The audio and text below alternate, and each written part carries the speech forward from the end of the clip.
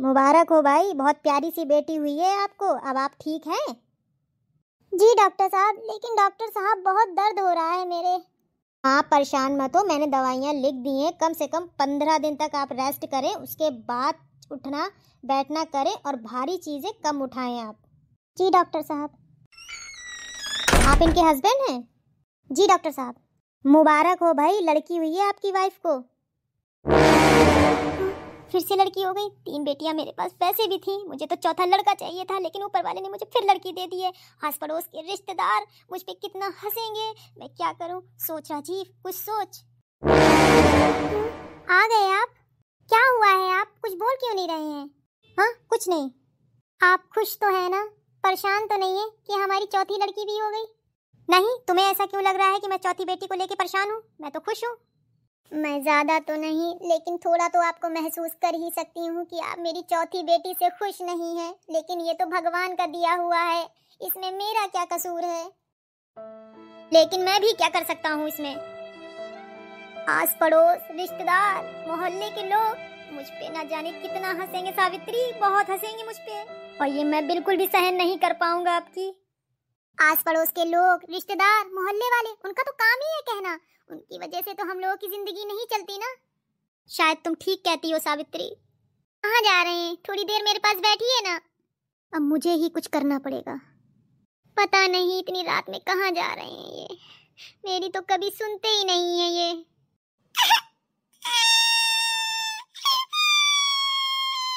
ले ले ले, लोने लगा मेरा गुद्दा। चोई चोई कब गलेगा? सो जा बेटा, सो जा।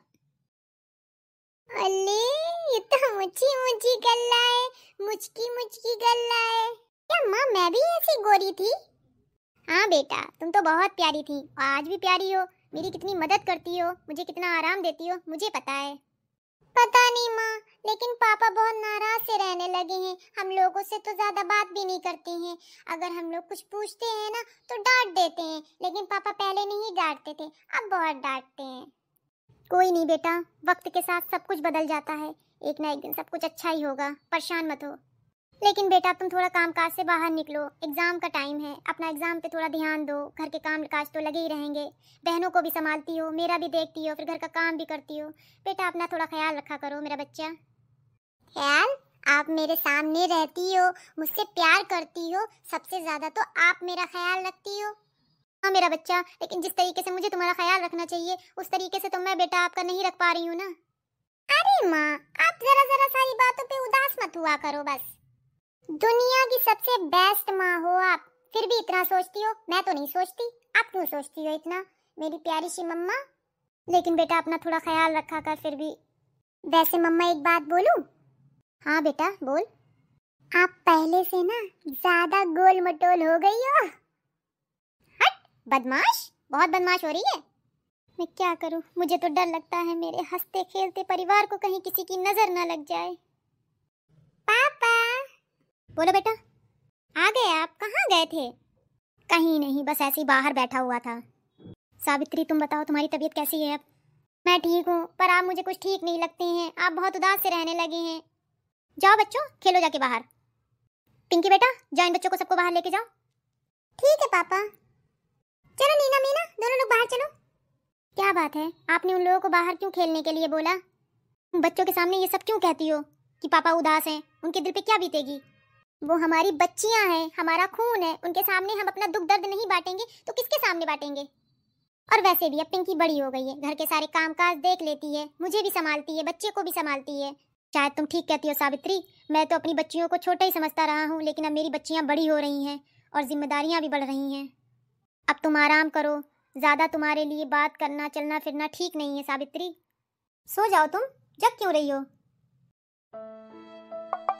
कहीं सावित्री मुझे देख ना ले। क्या कर रहे हैं पापा? हाँ कुछ नहीं बेटा। मुन्नी को आप कहाँ ले जा रहे थे पापा? कहीं तो नहीं बेटा, मैं तो खिला रहा था मुन्नी को। सच सच बताइए पापा, आप मुन्नी को खिला रहे थे या कहीं ले जा रहे थे? अरे बेटा, मैं आपको प्यार करता हूँ ना, तो ऐसे मुन्नी को भी प्यार कर रहा था। और मैंने तुमसे कहा था सब बच्चों के साथ बाहर खेलो जाके। ठीक है पापा। ओफो, बहुत बड़ा भी अनर्थ हो जाता। चली गई, अब ना मुझे कोई देख ले। मुझे माफ करना बेटी, मैं ये जो करने जा रहा हूँ शायद दुनिया का कोई बाप ऐसा नहीं करता है। कोई देख ना ले मुझे, कहीं इतनी देर में ये कहीं उठ ना जाए, कहीं रोने ना लगे ये। मुझे माफ कर देना बेटी, लेकिन जब से तुम मेरे घर में आई हो ना, उस दिन से हमारे घर का चैन सुकून सब छिन सा गया है, इसीलिए मैं तुम्हें अपने पास नहीं रख सकता हूँ। पापा? मुझे पापा किसने बुलाया? देखा ना पापा, न जाने इस दुनिया में कितने लोग हैं जो बेटी से डरते हैं, लेकिन पापा इसमें मेरा क्या कसूर है जो आपने मुझे कूड़े के ढेर में फेंक दिया? आपने 3 बेटियों को तो बड़ा प्यार से पाल लिया पापा, चौथी बेटी क्या आपके ऊपर जिंदगी भर बोझ बन के रहती क्या पापा? आप मुझे यहाँ कूड़े के ढेर में तो फेंक के जा रहे हो पापा, लेकिन मम्मी को क्या जवाब दोगे कि मैं उनकी बेटी कहाँ गई है? बोलिए ना पापा, जवाब दीजिए पापा, आप क्यों ऐसा कर रहे हैं मेरे साथ? आप नहीं मुझे पालोगे, मेरी मम्मा मुझे पाल लेगी, मेरी मम्मा के खातिर मुझे मेरी मम्मा के पास पहुंचा दो पापा, यहाँ मुझे मत फेंको, मेरा कोई कसूर नहीं है। ये मैं क्या करने जा रहा था, इतना बड़ा अनर्थ। मेरी बेटी मुझे माफ कर दे, आज मैं ये जो करने जा रहा था शायद दुनिया का कोई बाप ऐसा नहीं करता है जो आज मैं करने जा रहा था। मेरी बच्ची मुझे माफ कर दे, मैं पालूंगा अपनी बेटी को, राजकुमारियां बना के रखूंगा अपनी बच्चियों को। चल मेरी बच्ची, घर चलते हैं। मैं मेरी सावित्री कितनी प्यारी है, हमारे बच्चों की बहुत अच्छी परवरिश कर रही है। अरे उठ गई मेरी गुड़िया, कितनी प्यारी लग रही है मेरी गुड़िया। अरे क्या बात है, आज तो अपनी गुड़िया के ऊपर बड़ा प्यार आ रहा है। तुम ठीक कहती थी सावित्री, आस पड़ोस के लोग, मोहल्ले के लोग, रिश्तेदार, इनको तो सिर्फ बातें बनाना ही आती हैं, इनका कोई काम नहीं। अब मैं अपनी 4 बच्चियों को बड़ा लाड प्यार से पालूंगा, राजकुमारी बना के रखूंगा अपनी बेटियों को। पापा आ जाओ मेरी बच्चियों अपने पापा के पास।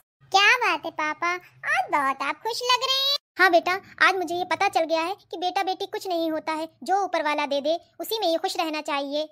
सुन लिया आप लोगों ने, बेटा बेटी में कोई फर्क नहीं करना चाहिए, बल्कि बेटियों को रानी बना के रखना चाहिए और बेटों के 1-2 लफड़ उड़ा ही देना चाहिए। और मेरे प्यारे भाई बहनों, अगर आप लोगों को ये स्टोरी पसंद आई है तो प्लीज अच्छा सा कमेंट जरूर करना और लाइक करना मत भूलना, और मेरे प्यारे से भाई बहनों सब्सक्राइब जरूर कर देना। Bye bye.